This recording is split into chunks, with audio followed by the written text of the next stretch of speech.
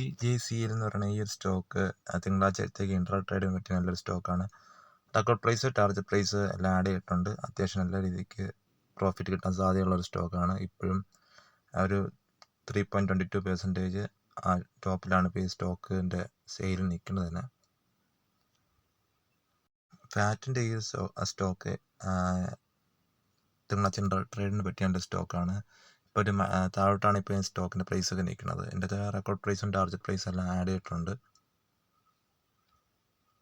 ക്രോപ്പിൻ്റെ ഈ ഒരു ഷെയർ അത്യാവശ്യം നല്ല രീതിയിൽ റിട്ടേൺസ് തരാൻ സാധ്യതയുള്ളതാണ്. അപ്പോൾ തിങ്കളാഴ്ചത്തേക്കുള്ള ഇൻട്രാ ട്രേഡിൽ ഈ ഒരു സ്റ്റോക്ക് നമുക്ക് നോക്കാവുന്നതാണ്. റെക്കോർഡ് പ്രൈസും ടാർഗറ്റ് പ്രൈസും എല്ലാം ഇതിൻ്റെ അകത്ത് ആഡ് ചെയ്തിട്ടുണ്ട്. ഇപ്പോൾ അത്യാവശ്യം ഇത് ട്രേഡ് എമൗണ്ട് താന്ന് നിൽക്കുകയാണ് എൻ്റെ ഒരു പ്രൈസ് എന്ന് പറയുന്നത്. പിന്നെയും ഇന്ത്യ എന്ന് പറയുന്ന ഈ ഒരു സ്റ്റോക്കും തിങ്കളാഴ്ചത്തേക്കുള്ള ഇൻട്രാ ട്രേഡിന് പരിഗണിക്കാൻ പറ്റിയ എൻ്റെ സ്റ്റോക്കാണ്. റെക്കോർഡ് പ്രൈസും ടാർഗറ്റ് പ്രൈസും എല്ലാം ഇതിൻ്റെ അകത്ത് ആഡ് ചെയ്തിട്ടുണ്ട്. ഇത് അത്യാവശ്യം പ്രോഫിറ്റ് നല്ല രീതിക്ക് കിട്ടാൻ സാധ്യതയുള്ള ഒരു സ്റ്റോക്കും കൂടിയാണ്. KRBLൻ്റെ ഈ സ്റ്റോക്ക് തിങ്കളാഴ്ചത്തേക്കുള്ള ഇൻട്രാ ട്രേഡിന് നമുക്ക് പരിഗണിക്കാൻ പറ്റിയ സ്റ്റോക്കാണ്.